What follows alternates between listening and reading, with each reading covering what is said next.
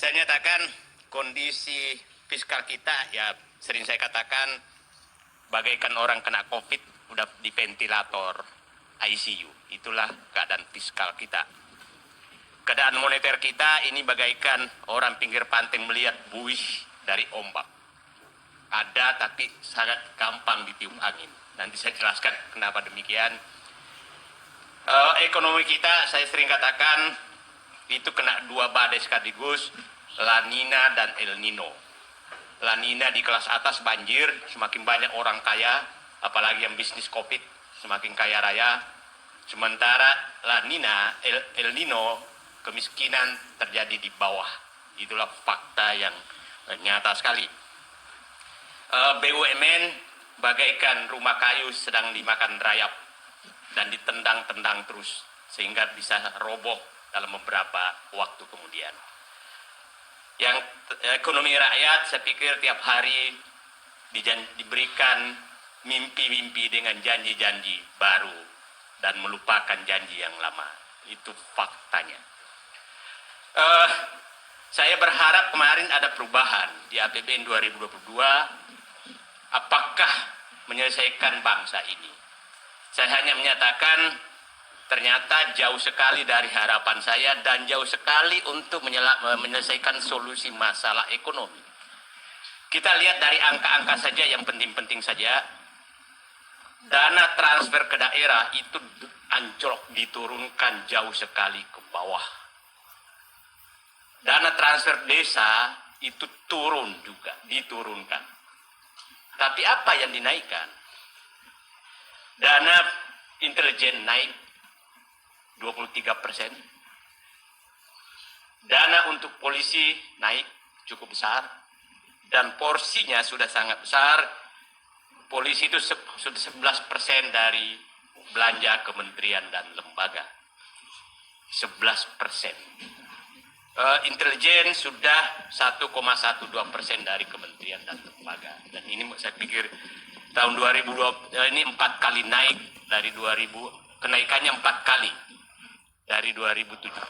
Ini jadi kita dari biasanya Pak Ihsanuddin paham kalau udah begini porsinya kita sudah tahu kemana sebenarnya. Yang menarik lagi, ekonomi yang saya gambarkan tadi malah dana pemulihan ekonomi diturunkan. Hampir lebih dari 50% turunnya dana pemulihan ekonomi.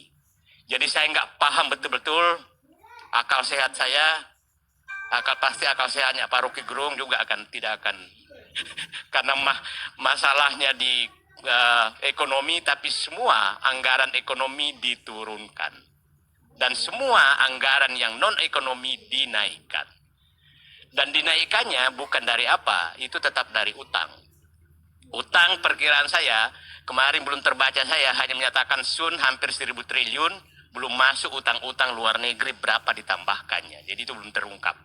Yang jelas, untuk membayar utang, bunga utang saja sudah lebih dari 400 triliun tahun 2022. Jadi naik tahun ini 2021 sekitar 370 triliun. Jadi perkiraan saya, beban pembayaran utang tahun ini kan sekitar 800 triliun. Mungkin tahun depan 1.000 triliun. Karena biasanya pembayaran pokok agak disembunyikan. Agak disembunyikan. Karena dia masuk di pembiayaan, bukan di belanja. Dan biasanya Pak Ihsanuddin paham di pembiayaan itu tempat persembunyian tanda kutip. Di APBN 2022 ada anggaran namanya anggaran pembiayaan investasi yang cukup besar. Pembiayaan investasi ini biasanya itu tempat siapa yang diberikan fasilitas untuk investasi itu. Dan saya lihat itu besar sekali dan itu baru kali ini. Pemindahan dari pembiayaan ke investasi itu adalah ruang untuk bernegosiasi secara tertutup. Ya Pak Ihsanuddin ya, ruang bernegosiasi secara tertutup karena tergantung saya mau bantu siapa. Karena bukan di belanja dan DPR itu tidak ikut-ikutan di pembiayaan. Dia hanya di belanja dan semakin besar dana pembiayaan. Tapi kita tidak usah heran karena DPR juga nggak punya hak apa-apa karena dia sudah mengamputasi dirinya melalui undang-undang Corona 2002. Jadi nggak ada gunanya juga. Jadi ya kalau Pak Ubaidillah Badrun tadi menyatakan konstitusi sudah dilanggar, saya pikir DPR juga sudah menyatakan dirinya untuk membubarkan diri tanda kutip karena dia sudah menghilangkan hak paling esensial adalah hak budget. Itu paling esensial, paling penting ya Bu Husnul ya. Tapi dia menghilangkan itu, tapi kita diam semua karena dia sendiri yang mengamputasi dirinya. Ya jadi negara ini saya nyatakan, saya kembali menguraikan diri sedikit. Masih ada waktu, Pak? Bukan. Di sini waktu bebas, ya kan? Sampai bosan udah. Enggak. Saya berikan tadi fiskal, kenapa saya menyatakan ventilator begini. Memakai ventilator karena fiskal kita ini betul-betul hanya dibiayai dari utang yang dibikin oleh Bank Indonesia. Perlu publik tahu yang dimaksudkan utang pencetakan uang oleh Bank Indonesia hari ini kan triwulan ini akan mencetak membutuhkan utang tahun ini kan 1.650 triliun totalnya untuk utang 2021 dan pertambahan utang kira-kira 1.100 triliun. Jadi kira-kira ini akan bertambah terus 1.000 triliun per tahun utang kita. Utang kita bukan utang pemerintah loh, utang kita, tapi yang tanda tangan yang membuat utang adalah mereka gitu. Nah, jadi bayangkan tetangga bikin utang, kita yang harus bayar gitu kan. Nah, bank biasanya dijual dengan sun, dan coba lihat bunga sun yang dijanjikan Pak Ihsanuddin tahun depan itu masih 6,8%. Coba bisa Bapak bayangkan, sudah di suatu negara membayangkan saya butuh pinjaman dengan bunga 6,8%. Sementara di negara lain hanya 1%, 2%. Nanti Pak Ihsanuddin bisa uraikan. Filipina saja yang biasanya kita menganggap di bawah itu paling tinggi 2% bunganya. Kita 6,82%. 6,82%. Nah, itu sudah diumumkan akan menerbitkan utang. Nah biasanya utang ini tidak laku. Nah tahun lalu dan tahun ini sudah tidak laku tuh hampir 700 triliun. Sehingga Bank Indonesia melalui Perpu perubahan undang-undang lewat undang-undang Cipta Kerja yang diizinkan membeli unit primer, undang-undang Corona diberikan izin untuk membeli di pasar primer. Maka kalau tidak laku itu Bank Indonesia yang membeli. Bank Indonesia membeli artinya mencetak uang. Bukan mencetak uang tuh, Bank Indonesia mencetak uang.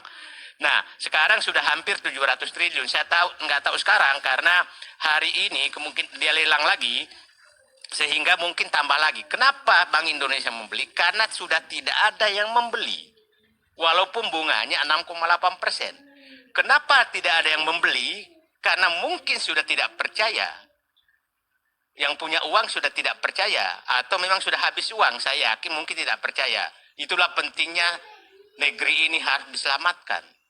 Karena orang yang punya uang dengan bunga tinggi pun sudah nggak percaya gitu. Saya nggak tahu siapa lagi yang percaya gitu.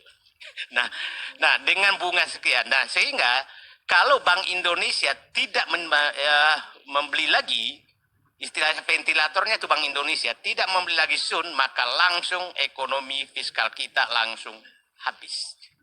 Jadi hanya diselamatkan oleh utang tersebut. Dampak daripada utang tersebut dibeli Bank Indonesia adalah likuiditas di kelas atas tinggi sekali, sehingga itulah karena ini mereka masih menuntut, mereka itu pemerintah masih menuntut agar Bank Indonesia boleh mencetak langsung uang dan diedarkan langsung. Itu Bank Indonesia masih bertahan bahwa uang yang dicetak tanda kutip itu hanya boleh disalurkan lewat bank, lewat perbankan.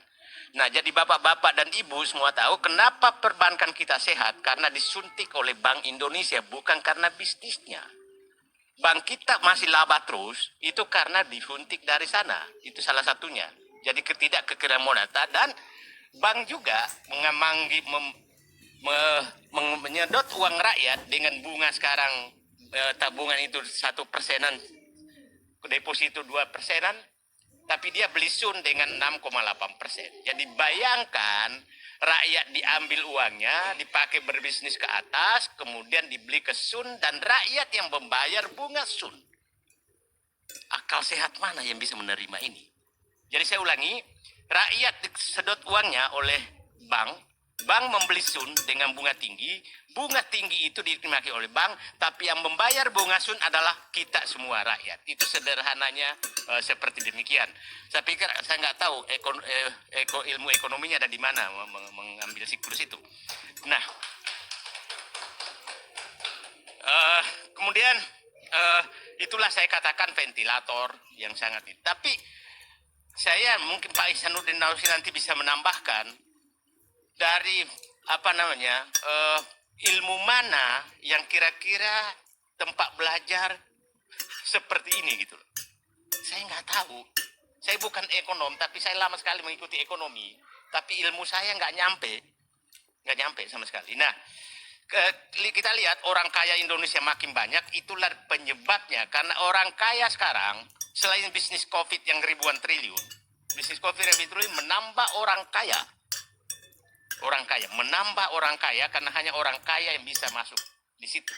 Nah, dan bisnis COVID sekarang itu bukan ya bisnis kecil, itu ribuan triliun. Dan sebenarnya kita tahu, kita lama di birokrasi, kita paham betul bahwa belanja yang terkait dengan keputusan keputusan pemerintah dalam waktu mendesak itu adalah hanya bisa dinikmati oleh orang-orang yang dekat kekuasaan. Itu rumusnya. Nggak mungkin lah ada orang kami yang bisa dapat bisnis dari pengadaan bansos, dan orang kami juga nggak mau lah kan daripada korupsi gitu kan. Nah, kayak itulah kejadiannya sekarang sehingga terjadi. Nah, yang paling bahaya di sini Pak Ubed, Pak Bu Husnul adalah dengan kondisi seperti maka yang akan tumbuh subur adalah oligarki kekuasaan. Oligarki kekuasaan karena orang melihat bahwa orang yang jauh dari pemerintah itu akan makin tersiksa, dan orang yang bisa kong kali kong dengan penguasa makin sejahtera. Padahal bangsa ini adalah orang yang bekerja lah yang sejahtera, bukan orang yang mengelus-ngelus kekuasaan yang sejahtera. Kira-kira begitu ya. Nah, moneter saya katakan ini bagaikan buih di ombak pinggir pantai. Kenapa? Moneter kita lihat bahwa selalu menyatakan kita stabil kursnya. Stabil terus. Kemudian cadangan devisa kita juga tinggi. Nah, ini angka sangat menarik. Ekspor baru kali ini positif kemarin karena harga CPO dan batu bara dan minyak naik 100% lebih. Jadi supaya paham tahu, ekspor kita tuh bukan karena jumlahnya atau jenisnya bertambah. Karena pabrik Allah. Pabrik Allah tuh sawit, batu bara, dan sunnatullah. Tidak ada kerjaan manusia di situ karena harga penyebabnya. Harga penyebabnya. Nah, itu menyebabkan naik sehingga itu buih saja. Kenapa? Buih itu maksudnya nih, pinjaman luar negeri masuk untuk menutupi kebutuhan devisa. Kebutuhan devisa dan harga batu bara dan ini naik sehingga devisanya naik. Ya, kalau ini sempat turun dan ini maka saya yakin betul bahwa ini akan terjadi guncangan fiskal moneter. Ekonomi, saya berkatakan badai La Nina dan El Nino saya jelaskan tadi di atas banjir, di bawah kering. Karena tadi siklusnya saya sudah sebutkan, disedot uang rakyat, ditarik ke atas dan dinikmati di atas, menambah orang kaya. BUMN saya katakan bagaikan rumah kayu dimakan rayap, utang semakin besar, BUMN rugi semakin banyak, dan saya tidak melihat tanda-tanda perbaikan. Dan yang terakhir adalah bukannya dikasih anti rayap, tapi ditambah benih rayap ke dalamnya. Itulah diberikan tim sukses, relawan, bekas narapidana, menjadi komisaris. Itulah yang terjadi di BUMN. Tidak ada upaya perbaikan menempatkan anti rayap ke BUMN, tapi memasukkan rayap baru ke dalam BUMN.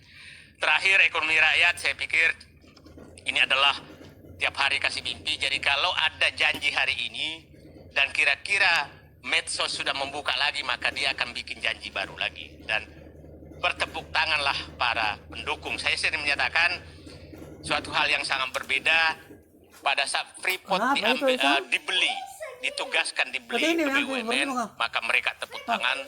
Tapi pada saat tambang-tambang nikel, batu bara dan lain diberikan ke asing, mereka juga tepuk tangan. Jadi sesuatu yang berbeda, bertolak belakang, mereka tepuk tangan. Nah, sering sekali terjadi hal seperti itu bahwa yang penting kebijakannya berbeda pun yang penting dilakukan oleh penguasa, maka itulah kebijakan yang benar walaupun berbeda. Nah, saya kemarin mengungkap contoh bagaimana membuat publik terpana kan saat Pertamina menyatakan baru kali ini menyetor keuntungan 120 triliun. Padahal di dalamnya itu dividen hanya 8 triliun. Ini cara untuk membohongi rakyat. Mohon maaf. Dan saya dari dulu waktu di Kementerian BUMN tidak setuju memasukkan pajak PNBP ke dalam setoran negara. Karena kenapa? Itu bukan setorannya Pertamina. Itu setorannya orang yang membeli bensin, membeli gas. Kan kita bayar PPN di situ, pajak. Jadi itu uang titipan orang dilaporkan seakan-akan uangnya Pertamina. Uangnya kontraktor, uangnya apa, pajaknya karyawan, itu kan PPh pribadi karyawan, uangnya karyawan. Nah, ini cara-cara terus dilakukan penguasa, tapi masih dijual 9.000. Jadi semua adalah hasil memeras rakyat dilaporkan sebagai hasil Pertamina dan semua seperti itu dilakukan. Dan jadi tugas saya sekarang adalah tiap hari hanya mengintip kebohongan apa lagi yang dibuka hari ini. Dan saya harus buka lagi kebohongan tersebut sehingga buzzer sangat marah. Terima kasih. Assalamualaikum warahmatullahi wabarakatuh.